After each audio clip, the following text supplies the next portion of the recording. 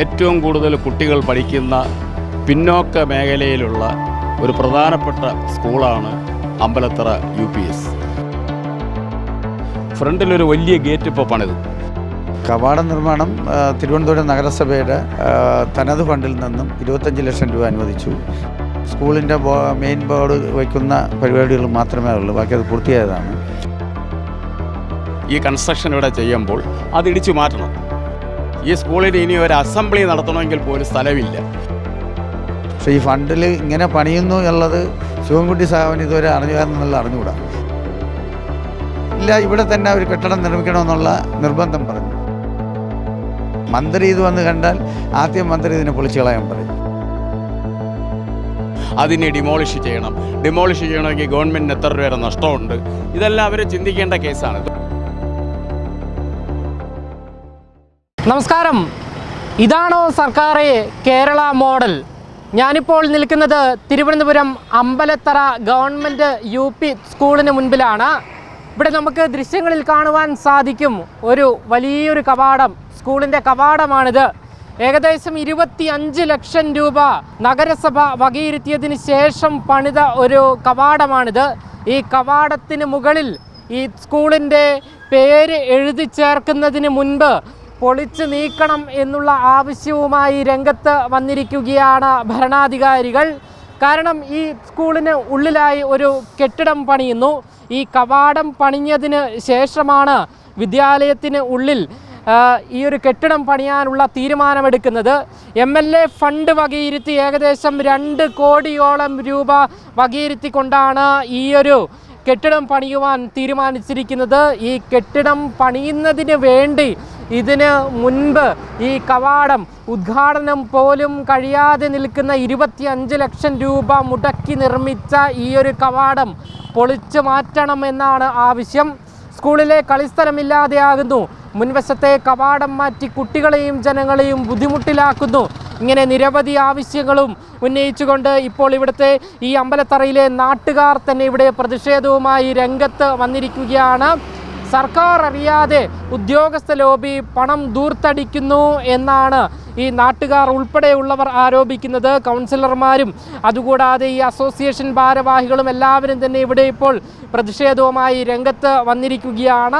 മന്ത്രി ശിവൻകുട്ടി പോലും ഇത്തരത്തിലുള്ള ഈ ഒരു നിർമ്മാണ പ്രവൃത്തി, അശാസ്ത്രീയമായ നിർമ്മാണ പ്രവൃത്തി അറിഞ്ഞിട്ടില്ല എന്നാണ് ഈ കൗൺസിലറും അതുകൂടാതെ നാട്ടുകാരും എല്ലാവരും തന്നെ പറയുന്നത്. ഈ കെട്ടിട നിർമ്മാണവുമായി ബന്ധപ്പെട്ട് ഇവിടെ എന്ത് പ്രശ്നമാണ് നിലനിൽക്കുന്നത്? അതായത് തിരുവനന്തപുരം സിറ്റിക്കകത്ത് ഏറ്റവും കൂടുതൽ കുട്ടികൾ പഠിക്കുന്ന പിന്നോക്ക മേഖലയിലുള്ള ഒരു പ്രധാനപ്പെട്ട സ്കൂളാണ് അമ്പലത്തറ UPS. ഈ സ്കൂള് രൂപം കൊണ്ടിട്ട് ഏകദേശം 100 വർഷങ്ങളായി. ഇവിടെ വളരെ പിന്നോക്കമുള്ള കുട്ടികളാണ് ഏറ്റവും കൂടുതൽ പഠിക്കുന്നത്. അപ്പം ഏറ്റവും കൂടുതൽ കുട്ടികൾ പഠിക്കുന്ന സ്കൂളും ഇപ്പോൾ ഇതാണ്. പക്ഷേ അവിടെ അശാസ്ത്രീയമായ ഒരു കൺസ്ട്രക്ഷനാണ് ഇപ്പം നടക്കുന്നത്. ഫ്രണ്ടിലൊരു വലിയ ഗേറ്റ് ഇപ്പോൾ പണിത്. ഏകദേശം 25 ലക്ഷം രൂപ എന്തോണ്, എനിക്കതിനെ കറക്റ്റ് അറിഞ്ഞുകൂടാ, അതായിരിക്കുമെന്ന് ഇവിടെ പറഞ്ഞു കേട്ടത്. അത് തീർക്കുന്നതിന് മുമ്പായി തന്നെ ഈ പരിപാടി ഇവിടെ ചെയ്യുമ്പോൾ, ഈ കൺസ്ട്രക്ഷൻ ഇവിടെ ചെയ്യുമ്പോൾ അത് ഇടിച്ചു മാറ്റണം. അപ്പോൾ എത്ര രൂപ ഗവൺമെൻറ്റിൻ്റെ രൂപ അറിഞ്ഞും കൊണ്ട് നഷ്ടപ്പെടുത്തുന്നു. അപ്പോൾ ആ രീതിയിലേക്ക് ഒരു ആർക്കിടെക്റ്റ് ഇവിടെ വന്ന് സ്ഥലം കണ്ടൊരു പ്ലാൻ വരയ്ക്കുമ്പോൾ അതിനകത്തുള്ള ലക്ഷ്യം എന്താണ് എന്നുള്ളത് പുള്ളിക്ക് മാത്രമേ അറിയാവൂ, ഞങ്ങൾക്കൊന്നും അറിഞ്ഞുകൂടാ. കാരണം ഒരിക്കലും ഈ സ്കൂളിന് ഇനി ഒരു അസംബ്ലി നടത്തണമെങ്കിൽ പോലും സ്ഥലമില്ല.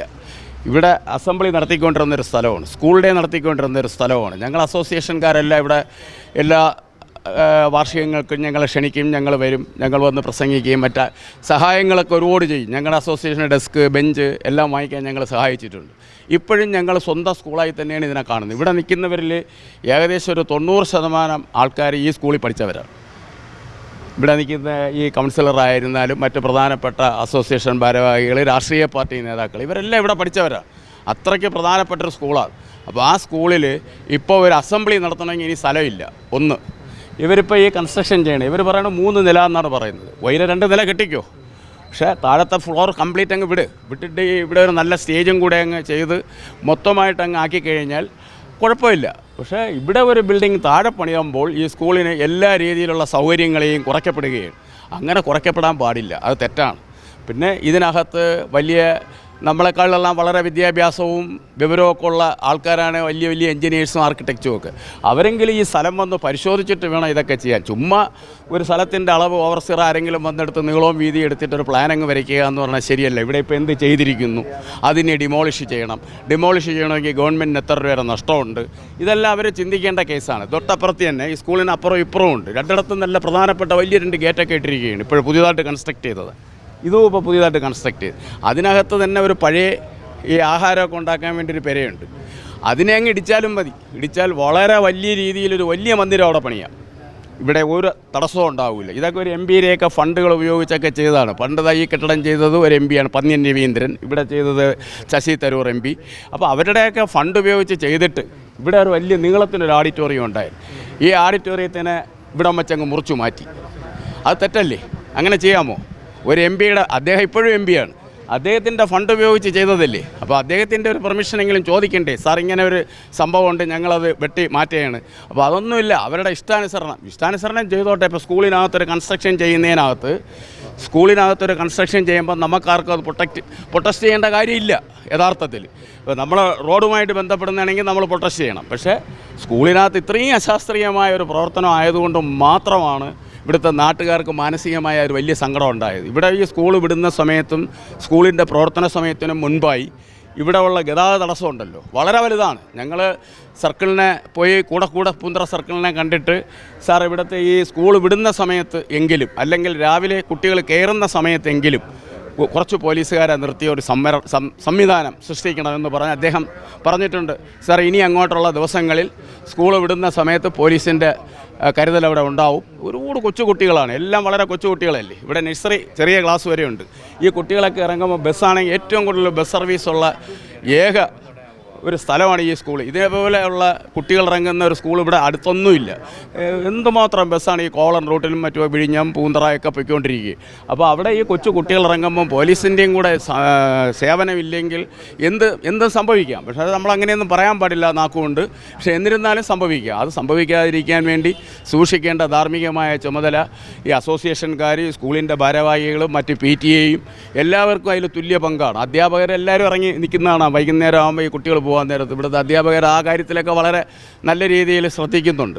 പക്ഷേ എന്നിരുന്നാൽ പോലും ഇത് ഇത്രയും വളരെ അശാസ്ത്രീയമായ ഒരു കൺസ്ട്രക്ഷൻ ആയതുകൊണ്ട് ഇത് തൽക്കാലം നിർത്തിവെച്ച് ഇതിന് പോംവഴിയുണ്ട്.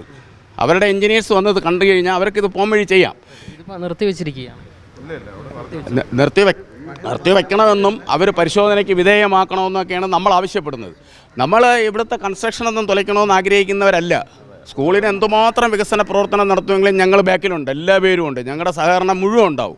പക്ഷേ ഞങ്ങൾ ഒരു ഡിമാൻഡേ ഉള്ളൂ, ഈ സ്കൂളിനകത്തോട്ട് കയറുന്ന ഈ പ്രധാന കവാടത്തിൽ നിന്നും ഈ സ്റ്റേജ് വരെയുള്ള സ്ഥലം ഫ്രീ ആയിട്ട് വിടുക. എന്നിട്ട് ഇവിടെ ഇപ്പോൾ ഒരു തടസ്സവും ഇതുവരെ സംഭവിച്ചിട്ടില്ല. മുകളിൽ 2 നില കെട്ടുന്നുണ്ടല്ലോ, ആ 2 നിലയിൽ 3-4 ക്ലാസ് റൂമോ എന്ത് വേണോ സ്കൂളിലേക്കുള്ള എല്ലാ കാര്യങ്ങളും മോളിൽ ചെയ്യാനുള്ള സംവിധാനം ഇവിടെ ഉണ്ട്. അപ്പോൾ ആ രീതിയിലേക്ക് ചിന്തിക്കണം, ശ്രദ്ധിക്കണം, അങ്ങനെ ഒരു പ്രവർത്തനം ഉണ്ടാക്കിയെടുക്കണം എന്നാണ് അധികാരികളോട് നമുക്ക് പറയാനുള്ളത്. ഞാൻ ഈ സ്കൂളിൻ്റെ ഈ UPS ലൈൻ എന്നാണ് ഞങ്ങളുടെ അസോസിയേഷൻ്റെ പേര് UPS line residence welfare association എന്ന്. അപ്പം നമുക്ക് വളരെ പ്രധാനമായ ഒരു സ്ഥലമാണിത്. ഞങ്ങളെ അസോസിയേഷൻ അറിയപ്പെടുന്നത് ഈ സ്കൂളിൻ്റെ പേരിലാണ്. അപ്പോൾ ആ സ്ഥിതിക്ക് അതിൻ്റെ ഒരു പ്രസിഡൻ്റ് എന്നുള്ള നിലയിൽ എൻ്റെയും അഭ്യർത്ഥന, എൻ്റെ അസോസിയേഷനിലെ എല്ലാ അംഗങ്ങളുടെയും അഭ്യർത്ഥന, ഒരു തടസ്സവുമില്ലാത്ത രീതിയിൽ സ്കൂളിൻ്റെ മേന്മ നഷ്ടപ്പെടാതെ ഉള്ളൊരു കൺസ്ട്രക്ഷൻ ഇവിടെ നടത്താവൂ എന്ന് അഭ്യർത്ഥിക്കുകയാണ്. എന്തായാലും ഇവിടെ വലിയ രീതിയിലുള്ള അശാസ്ത്രീയമായ നിർമ്മാണം നടക്കുന്നു എന്ന് തന്നെയാണ് നാട്ടുകാരും ആരോപിക്കുന്നത്. ഇപ്പോൾ നമ്മളോട് കൗൺസിലർ ഇവിടെ ഉണ്ട്. പിന്നെ എവിടെ നിന്നാണ് ഈ ഫണ്ട് വകയിരുത്തിയിരിക്കുന്നത്? MLA ഫണ്ടിൽ നിന്നാണോ, അല്ലെങ്കിൽ ഈ ഒരു കവാടം നിർമ്മാണത്തിനായി എന്ത് ഫണ്ടാണ്, നഗരസഭാ ഫണ്ടാണോ ഉപയോഗിച്ചിരിക്കുന്നത്? കവാട നിർമ്മാണം തിരുവനന്തപുരം നഗരസഭയുടെ തനത് ഫണ്ടിൽ നിന്നും 25 ലക്ഷം രൂപ അനുവദിച്ചു.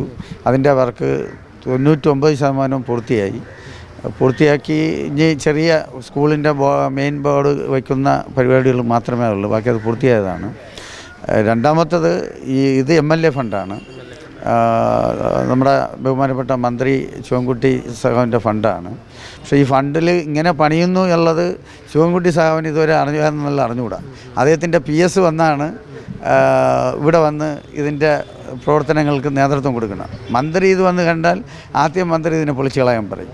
അതുകൊണ്ട് ഞങ്ങൾ പറയണത് മന്ത്രി ഈ സ്ഥലം സന്ദർശിക്കണം, ഇത് പരിശോധിക്കണം. മന്ത്രി അറിയിച്ചിരുന്നു. മന്ത്രിക്ക് ഇതറിയാം. മന്ത്രിയുടെ അവിടെ ഒരുപാട് ചർച്ചകൾ നടന്നു. പക്ഷേ എന്നെ പങ്കെടുപ്പിച്ചില്ല, എന്നോട് സംസാരിച്ചതുമില്ല. എന്തുകൊണ്ട് പങ്കെടുപ്പിച്ചില്ല അതെനിക്കറിയില്ല.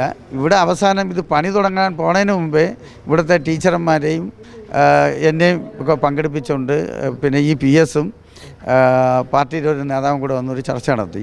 ചർച്ചയിൽ നമ്മളോട് പറഞ്ഞത്, നമ്മൾ പറഞ്ഞു ഈ പണി ഇവിടെ നിലവിലുള്ള സംവിധാനം പറ്റില്ല. അപ്പോൾ അവർ പറഞ്ഞത് നിലവിൽ ഈ ഗേറ്റെല്ലാം നിലനിർത്തിക്കൊണ്ട് തന്നെ ഈ ഓഡിറ്റോറിയം നിലനിർത്തിക്കൊണ്ട് ബസ് ഇതിനകത്ത് കയറത്തക്ക രീതി ഇവിടെ കൺസ്ട്രക്ഷൻ പൊങ്ങി വന്നിട്ട് മുകളിൽ 3 ക്ലാസ് റൂം ചെയ്യും എന്ന് പറഞ്ഞു.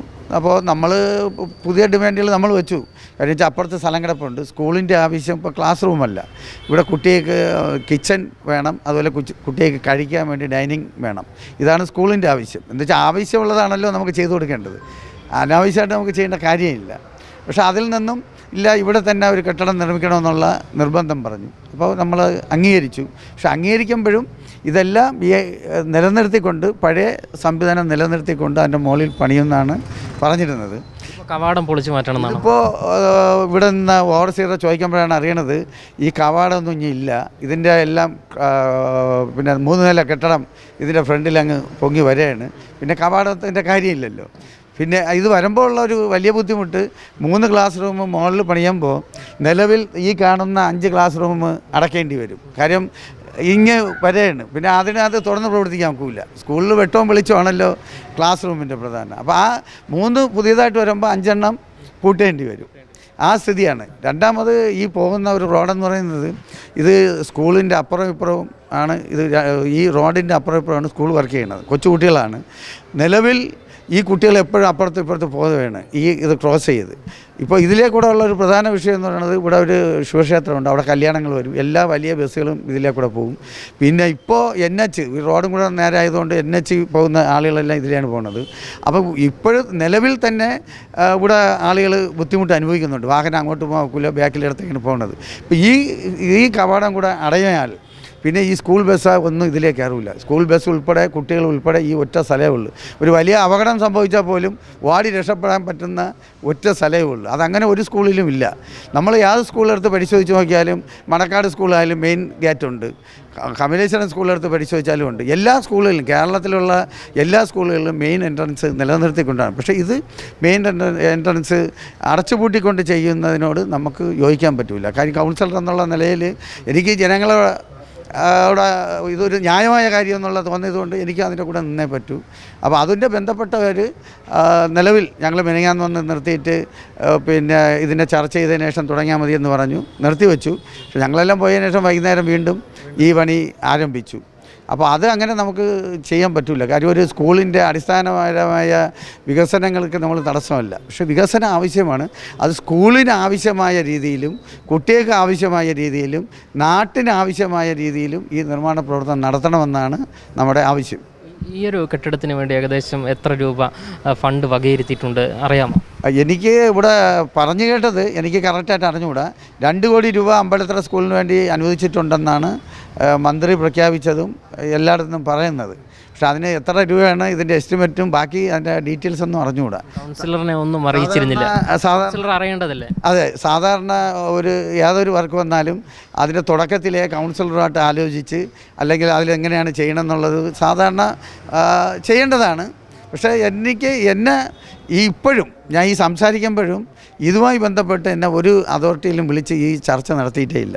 തുടങ്ങുന്നതിന് മുമ്പ് ഇവിടെ ടീച്ചറെ മുമ്പ് വന്നിരുന്ന് 2 പേർ വന്നിരുന്ന് ചർച്ച ചെയ്തെന്നുള്ള അല്ലാതെ എന്നെ ഈ സമയം വരെ മന്ത്രി ഓഫീസിൽ നിന്നോ എത്രയോ യോഗങ്ങൾ കൂടിയെന്നൊക്കെ പറയാണ്, അതിലൊന്നും എന്നെ അറിയിച്ചിട്ടില്ല.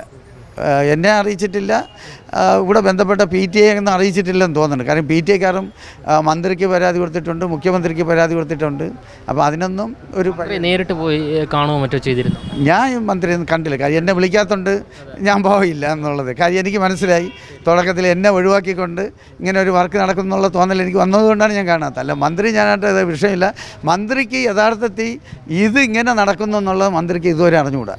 മന്ത്രിക്ക് വിചാരിക്കണം അവിടെ വികസനം നടക്കുന്നുണ്ട്. പറയുന്നുണ്ട്. പക്ഷേ ഇങ്ങനെ ആണ് നടക്കണമെന്നുള്ള മന്ത്രിക്ക് അറിഞ്ഞുകൂടാ. എന്തായാലും വല്ലാത്തൊരു വികസനമായി. അതെ, ഇതുമില്ലാത്തൊരു വികസനമാണ്. മന്ത്രി നേരിട്ട് ഈ സ്ഥലം പരിശോധിച്ചുകൊണ്ട് ഇതിനൊരു പരിഹാരം കാണണമെന്നാണ് എൻ്റെ അഭിപ്രായം. കൗൺസിലറുടെ പേരെന്താ? എൻ്റെ പേര് VS സുലോചനൻ, ഞാൻ അമ്പലത്തറ വാർഡ് കൗൺസിലർ. എന്തായാലും വല്ലാത്തൊരു വികസനമാണ് ഇവിടെ നടക്കുന്നത് എന്നതിൽ പറയാതിരിക്കാൻ വയ്യ. മന്ത്രി ശിവൻകുട്ടി ഉൾപ്പെടെ ഈ ഒരു വിദ്യാഭ്യാസ മന്ത്രി ഉൾപ്പെടെ ഈ ഒരു വിഷയം അറിഞ്ഞില്ല എന്നത് വളരെ അത്ഭുതപ്പെടുത്തുന്ന ഒരു കാര്യമാണ്. ഇവിടെ നാട്ടുകാർ ഉൾപ്പെടെ വലിയ രീതിയിലുള്ള പ്രതിഷേധവുമായി രംഗത്ത് വന്നിരിക്കുകയാണ്. ചേട്ടാ, എന്താണ് പറയാൻ? ഞാൻ പഠിച്ച സ്കൂളാണിത്. ഞാനുമായിട്ട് വലിയ ആത്മബന്ധം ഈ സ്കൂളിനും പരിസരത്തിനുമുണ്ട്. പക്ഷെ ഇവിടെ ഇങ്ങനെ ഒരു അശാസ്ത്രീയമായ ഒരു കൺസ്ട്രക്ഷനാണ് നടക്കുന്നതെന്ന് അറിഞ്ഞിട്ടാണ് വന്നത്. അപ്പോൾ നാട്ടുകാരെല്ലാവരും കൂടിയിട്ടുണ്ട്. പക്ഷേ എനിക്ക് മന്ത്രി ഇത് അറിഞ്ഞോ എന്ന് സംശയമുണ്ട്. കാര്യം മന്ത്രി അറിഞ്ഞു കഴിഞ്ഞാൽ തീർച്ചയായിട്ടും ഇങ്ങനെ ഒരു കൺസ്ട്രക്ഷൻ അനുവദിക്കില്ല. എനിക്ക് തോന്നുന്നത് PWD ഉദ്യോഗസ്ഥന്മാരെ അവർ വരച്ചു കൊടുത്ത പ്ലാന്, ആ പ്ലാന് അപ്രൂവ് ചെയ്ത് PWD ആയിരിക്കും ഈ നിലയിൽ ഒരു പ്ലാൻ ഉണ്ടാക്കിയതും കൊണ്ടുവന്നതും എന്നാണ്. എന്തായിരുന്നാലും ഇപ്പോൾ MP കെട്ടിയതാണ്. 1300 കുട്ടികൾ പഠിക്കുന്ന ഈ സ്കൂളിൽ അസംബ്ലിക്ക് വേണ്ടിയാണ് കെട്ടിയത്. കുട്ടികളുടെ അസംബ്ലി രാവിലെ. ആ അസംബ്ലി ഇപ്പോൾ നടക്കുമെന്ന് തോന്നുന്നില്ല ഇനി. കാര്യം ഈ നിലയിൽ കൺസ്ട്രക്ഷൻ നടക്കുകയാണെങ്കിൽ ഇതിനകത്ത് ഒരുപാട് അപാകത വന്നിരിക്കുന്നു. അതുകൊണ്ട് മന്ത്രിയുടെ ശ്രദ്ധയിൽ ഇത് പെടുത്തും. എന്തായിരുന്നാലും മന്ത്രിയുടെ ശ്രദ്ധയിൽപ്പെടുത്തിയിട്ട് മന്ത്രി സ്ഥലം വിസിറ്റ് ചെയ്ത് മന്ത്രി ഇത് മനസ്സിലാക്കി ഇതിനകത്ത് വരുത്തേണ്ട മാറ്റം വരുത്തണം. ഇതിനകത്ത് താഴെ ഒരു ഓപ്പൺ എയർ ഇട്ടിട്ട് മുകളിലോട്ട് കൺസ്ട്രക്ഷൻ നടത്തിക്കഴിഞ്ഞാൽ അത് പ്രായോഗികമായി കുട്ടികൾക്ക് പ്രയോജനപ്പെടും, സ്കൂളിനും പ്രയോജനപ്പെടും. അതില്ലെങ്കിൽ തൊട്ടപ്പുറത്ത് ഒരുപാട് സ്ഥലമുണ്ട്. അങ്ങോട്ട് മാറ്റാൻ ഇനിയിപ്പോൾ ബുദ്ധിമുട്ടാണെങ്കിൽ ഇവിടെ തന്നെ ചെയ്യാം. പക്ഷേ അത് ശാസ്ത്രീയമായിരിക്കണം, കുട്ടികൾക്ക് പ്രയോജനപ്പെടുന്നതായിരിക്കണം എന്ന് മാത്രമേ പറയാനുള്ളൂ. എന്തായാലും നമുക്ക് ഈ ദൃശ്യങ്ങളിൽ നമുക്ക് കാണുവാൻ സാധിക്കും. ഏകദേശം 2 കോടിയോളം രൂപ ചിലവഴിച്ചുകൊണ്ടാണ് ഇത്തരത്തിൽ അശാസ്ത്രീയമായ നിർമ്മാണ പ്രവർത്തനങ്ങൾ നടക്കുന്നത്. അതുകൂടാതെ ഈ ഗേറ്റിൻ്റെ ഈ കവാടത്തിൻ്റെ ദൃശ്യം നമുക്ക് കാണുവാൻ സാധിക്കും. ഈ കവാടം ഈ നഗരസഭയുടെ ഫണ്ട് വകയിരുത്തിക്കൊണ്ടാണ് ഈ ഒരു കവാടം നിർമ്മിച്ചിരിക്കുന്നത്. ഈ കവാടം ഉദ്ഘാടനത്തിന് മുൻപേ പൊളിച്ച് നീക്കണം എന്നാണ് ഇതിൻ്റെ കൺസ്ട്രക്ഷൻ ഭാരവാഹികൾ പറയുന്നത് എന്നാണ് നമ്മളോട് നാട്ടുകാർ വിശദീകരിച്ചിരിക്കുന്നത്. എന്തായാലും കോടിക്കണക്കിന് രൂപ നമ്മുടെ നികുതി പണം ഇത്തരത്തിൽ പൊളിച്ച് കളയുന്ന ഒരു അവസ്ഥയിലേക്ക് മാറിയിരിക്കുന്നു എന്നതാണ് ഇതിൽ നിന്ന് നമുക്ക് വ്യക്തമാകുന്നത്. തിരുവനന്തപുരം ജില്ലയിൽ തന്നെ ഏറ്റവും കൂടുതൽ വിദ്യാർത്ഥികൾ പഠിക്കുന്ന ഒരു വിദ്യാലയമാണ് എന്നാണ് നാട്ടുകാർ എല്ലാവരും തന്നെ പറയുന്നത്. ഇപ്പോൾ നാട്ടുകാരുടെ നേതൃത്വത്തിൽ വലിയ രീതിയിലുള്ള പ്രതിഷേധവുമായി ഇപ്പോൾ രംഗത്ത് വന്നിരിക്കുകയാണ്. കോടിക്കണക്കിന് രൂപ ഇത്തരത്തിൽ ചെലവഴിച്ചുകൊണ്ട് ആ ഒരു രൂപയ്ക്ക് പോലും വിലയില്ലാത്ത വിധത്തിൽ ഈ ഒരു കവാടം പൊളിച്ചു നീക്കാൻ ഇപ്പോൾ തീരുമാനമെടുത്തിരിക്കുന്നു എന്നുള്ള വിവരം തന്നെയാണ് കൗൺസിലർ ഉൾപ്പെടെയുള്ളവർ പറയുന്നത്. ഈ കൗൺസിലർ അറിയാതെയാണ്, ഈ ഒരു അമ്പലത്തറയിലുള്ള കൗൺസിലർ പോലും അറിയാതെയാണ് ഇത്തരത്തിൽ അശാസ്ത്രീയമായ പ്രവർത്തനം മന്ത്രി തലത്തിൽ നടന്നിരിക്കുന്നത് എന്നതാണ് നമുക്ക് ഇവിടെ നിന്നും വ്യക്തമാകുന്നത്. ക്യാമറമാൻ അഖിൽ അശോകിനൊപ്പം അമൽ രുദ്ര, മറുനാടൻ മലയാളി, തിരുവനന്തപുരം.